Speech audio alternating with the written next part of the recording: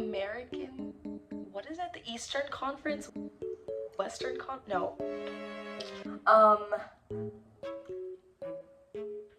The All-Star Games. Hi, welcome back to my channel. My name is Mansi Kaushik and I am a rising senior at UCLA studying human biology and society.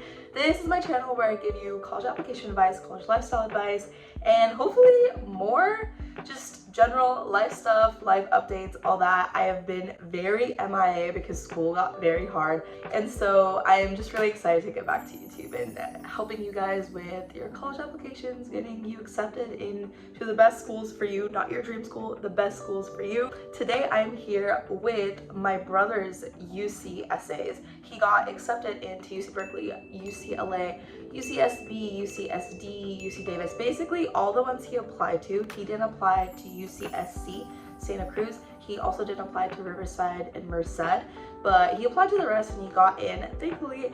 And even though he doesn't go there right now, I personally thought his UC essays were amazing. Like I love them. I thought they were better than mine. And the reason I'm making this is because you guys really liked my UC essays video where I broke down all of my UC essays, why I chose to write the certain topics I chose. I got a lot of DMs saying that it was very authentic, not like any other essays they had seen before, and I'm so glad you guys all thought that.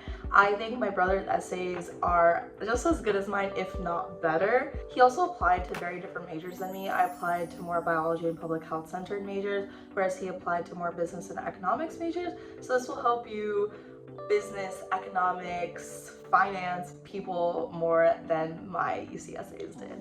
We're gonna start with prompt 2, which is every person has a creative side and can be expressed in many ways. Problem solving, original and innovative thinking, and artistically, to name a few. Describe how you express your creative side. I pressed play and ran from the 3-point line to the hoop, taking each step in sync with Chris Staples on my phone screen. For 5 years, I buried myself in his YouTube videos, in awe of the way he flew, launching the ball between his legs, then catapulting it into the hoop. After being unable to replicate his magic on my community basketball court, I turned to my sketch pad to recreate that same magic through doodles of his dunks.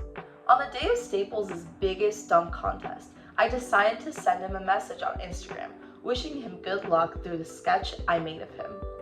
To my surprise, he replied, and soon a well-wish turned into a discussion about incorporating my designs into the streetwear line he was launching featuring his work on the court.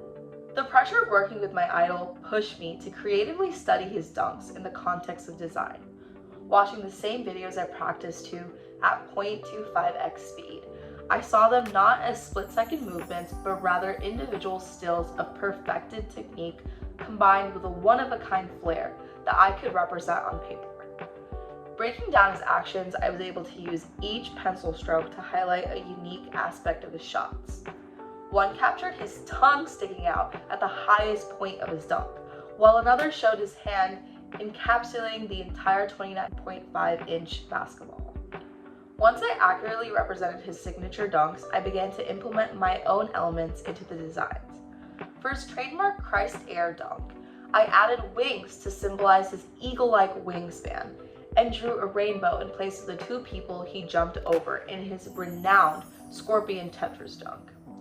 Transitioning from my sketchpad to Photoshop allowed me to experiment with layer masking and scattering textures to animate the depth of each dunk.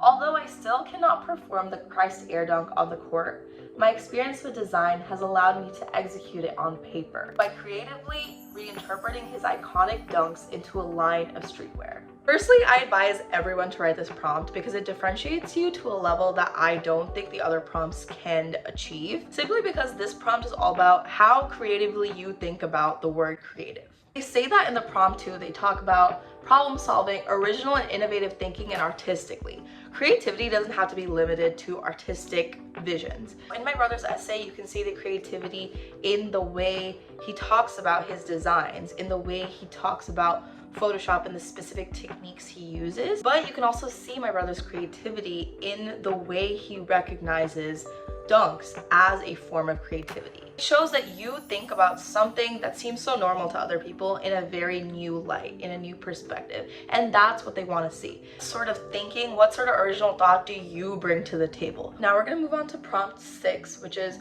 think about an academic subject that inspires you. Describe how you have furthered this interest inside and or outside the classroom. As I navigated through each breakout room, I was bombarded with bids for my stocks while keeping an eye out for valuable ones to add to my portfolio.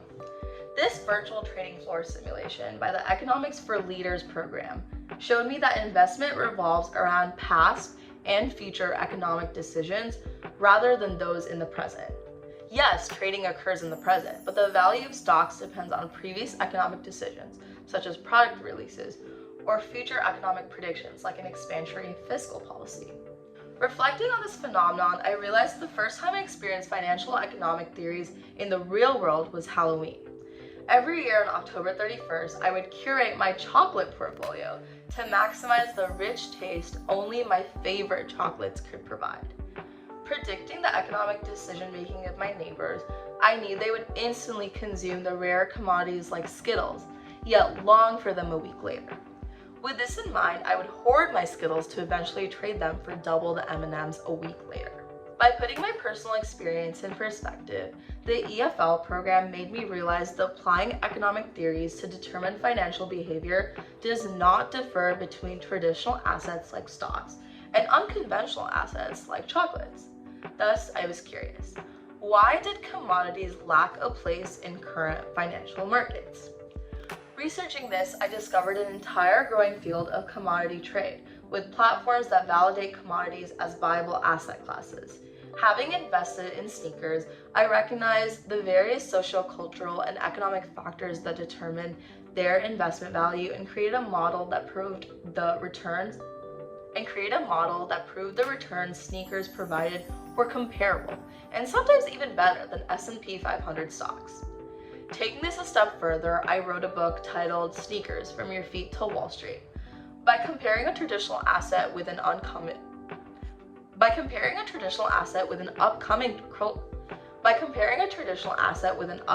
cultural asset, I showcased the economic factors necessary to validate any upcoming commodity as a valid financial instrument. At the University of California, I will delve into the various economics majors to further establish commodity trading in the world's financial markets. So right from the get-go, you can tell that he's interested in economics, business, financial markets, investment. But where did chocolates come from? Why is he talking about sneakers in the middle? This is where his unique perspective comes in. He's telling the admissions officers that, yeah, I'm interested in the basic majors that you provide me, but I will go a step further to talk about something unique, to discover something unique in the financial markets, in the world of stock trading and S&P 500s or blah, blah, blah. I'm not too aware of the terminology, but you can tell that he has a very unique take on it. Another really good thing about this essay was that he talks about an academic program, and I advise each and every one of you to do that as well. Talk about a IB class, talk about an AP class, talk about any academic endeavor that you took in this essay. In this case, my brother talks about the Economics for Leaders program. It acted as a catalyst or a boost for my brother to explore these other markets for other commodities such as sneakers or chocolates. The third amazing thing about this essay is that he consolidated what he learned from his academic program, the theories and the analysis he talks about in the essay, into a project of his own, which was the book he wrote. And that's exactly what you guys should do as well. Talk about how you brought your learning further. It doesn't even have to be just a personal project. It can also be another summer program you went and enrolled in, another Coursera course you took, a advanced class that you took, maybe an internship, something that shows that you will actually act on the academic interests that you are talking about in the essay. We're going to skip his third essay, but his fourth essay answered the prompt, beyond what has already been shared in your application, what do you believe makes you stand out as a strong candidate for admissions to the University of California? The word live blinked repeatedly on my screen. Before I knew it, I was virtually sitting across from Mihir Joshi, a popular radio host and avid streetwear enthusiast. Within seconds, my phone buzzed as sneakerheads across India began to tune in, prompting me to tell my story. Moving to India, I was surprised that sneakers were simply a luxury commodity rather than the lively culture I had experienced at various sneaker cons in California. While I saw a similar, deep-rooted interest in India, the mutual love for sneakers was yet to be harnessed into a community. Quotations. Just sold my first Jordans on Dead Stock Drip! Exclamation mark. Sneaker Quad's comment evoked memories of convincing my dad to loan me $270 to start my sneaker venture. While I wanted to make purchasing high-end sneakers easier, my primary goal was to connect Indian sneakerheads through a platform where they could trade their sneakers. For months, I pored over books, teaching myself about bookkeeping, social media management, and India's custom laws. Eventually, I created one of India's first sneaker marketplaces, Dead Stock Drip. As I had hoped, each transaction on the platform led to a new conversation or debate, ultimately forming a larger community of Indian sneakerheads. In support of my story, hearts flooded on the screen. The confetti-like eruption reminded me of the giveaway that brought Dead Stock Drip to 1,000 followers. One such heart had a profile picture I recognized. It was Zaina, the college student I was mentoring through the creation of her Instagram-based streetwear store. Teaching her how to maintain her accounts on an accrual basis, gaining promotional funds from Instagram, and networking with realtors worldwide enabled her to scale her streetwear store from Delhi to Illinois. Smiling from ear to ear on a live stream with over 20,000 viewers, I could see people's perspectives of sneakers shift from stylish foot armor into a vibrant, living culture. Honing in on the collective love for sneakers in India, I have learned to engage with my peers to harness their shared interest into community. At the University of California, I'm excited to build communities, no matter how unconventional. The number one reason this essay was successful is because he perfectly answered the prompt. The admissions officers point blank ask you what makes you a strong candidate amongst the others. And what my brother says is that he wants to harness his peers' shared interests into a community, no matter how unconventional that community is. And that's exactly what they want to hear. He supports that with his entire essay about how sneakers were not really a community in India and how he made that a community with his own venture.